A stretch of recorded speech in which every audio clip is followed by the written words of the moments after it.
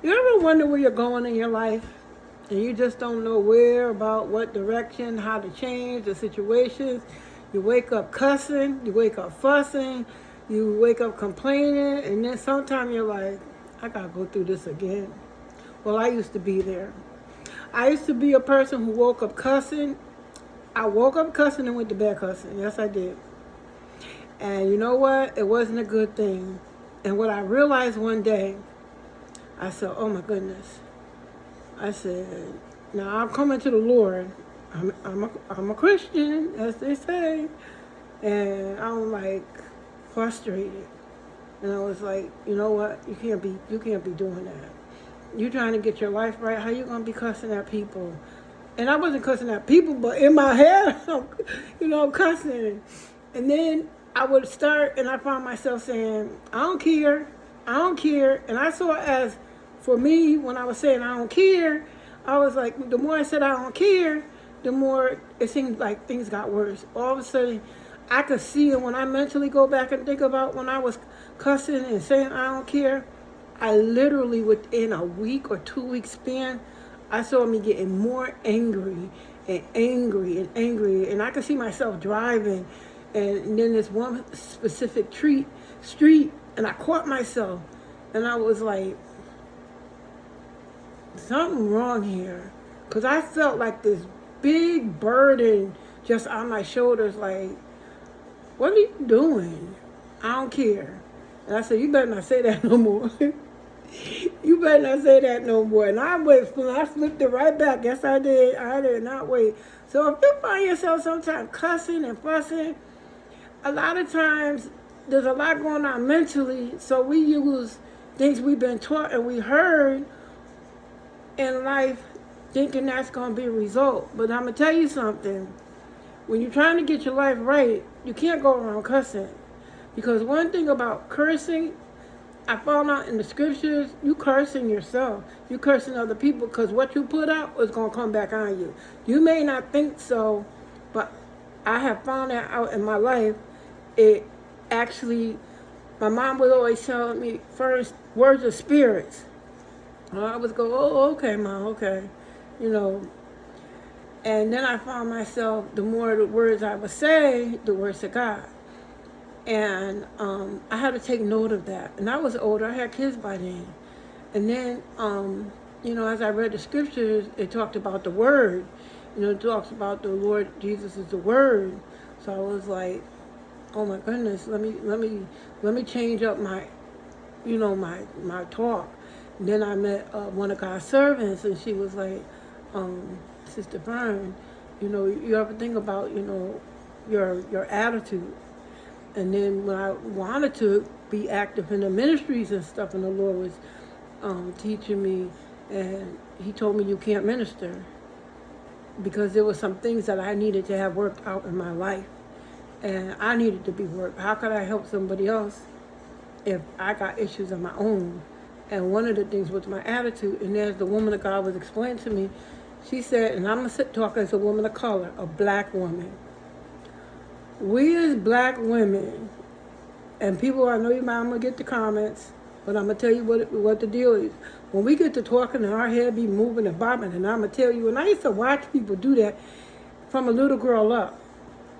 And that's a whole nother story, but I would watch people and they be snapping their gum and shaking their head. And for a minute it looked cool, but then it looked crazy at the same time. And people don't take you serious when you're trying to make a change in your life if you're portraying someone you really in your heart don't want to be. You want to tell somebody something, word of wisdom, or hey, why you do that or do that.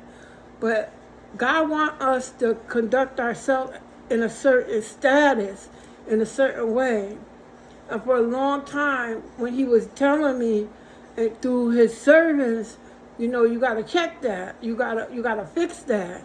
I would have an attitude, and I was like, I'm okay. But in my heart, I wasn't okay.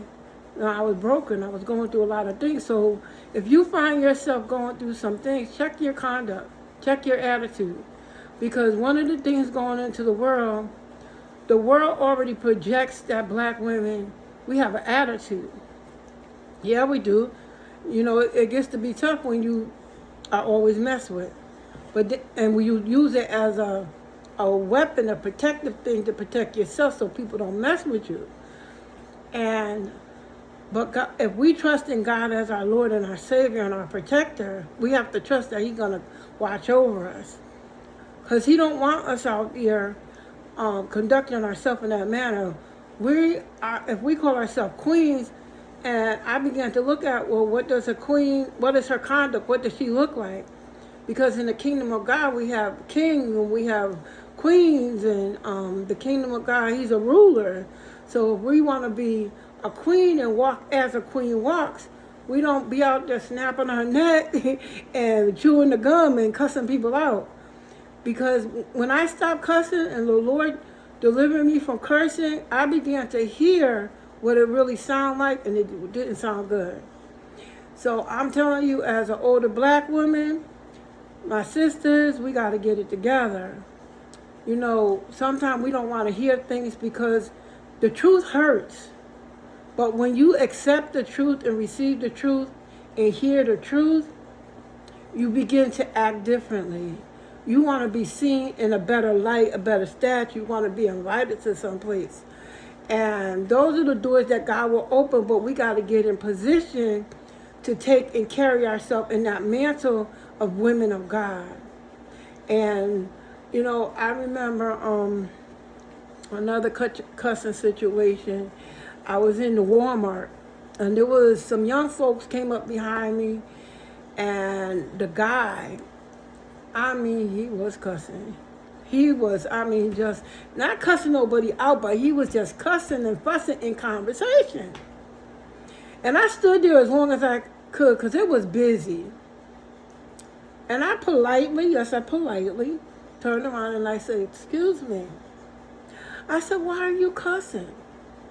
I said, "I know you got more vocabulary up in you. I know you got some words up in you that would bring some kindness or something." I paraphrasing. I know you got some more words up in there.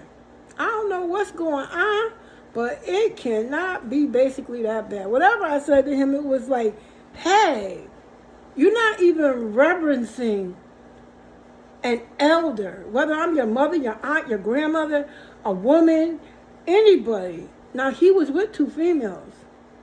But our young ladies have become so conducive to accepting being called out of their name and calling each other names. They think it's cute. But go look up in the dictionary, y'all young folk, and see what it means.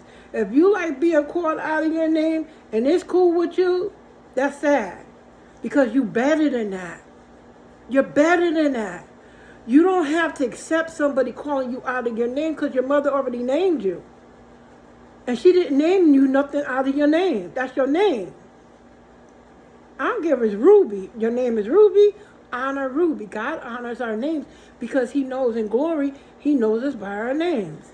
Now, we have nicknames that people give us, but we have to check those nicknames, and that's a whole nother conversation because of how we're portrayed in the world and what spirits are attached to names. Words, we're going back to words again.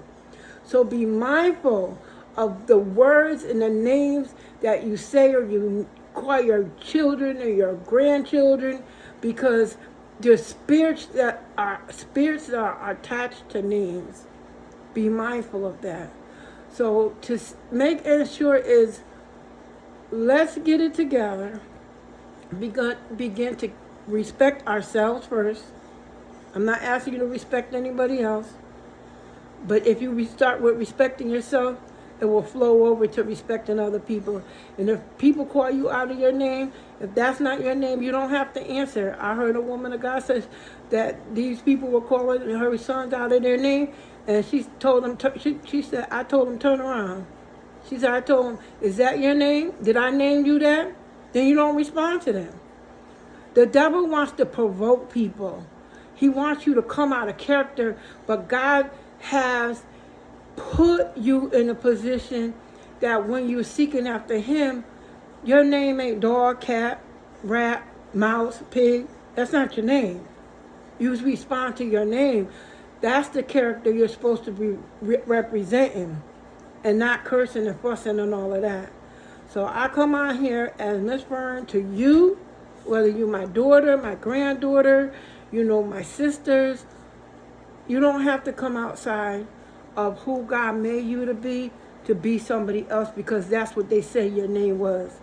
I had names said to me as a young girl growing up by some family members, and you know what? They hurt me. They hurt me. I never said nothing to them, but it hurt me. And you know what? I refuse any longer to be called outside of my name, because who I am is who God made me to be. That's my name. And if you don't like anybody calling you out of your name, don't answer to them. Tell them what your birth name is. That's your birth name, unless you change your name. So be encouraged. Let's go and let's begin to respect ourselves, that other people can respect us. And you know what? If they don't, you don't have nothing to do with them. But don't let nobody curse you.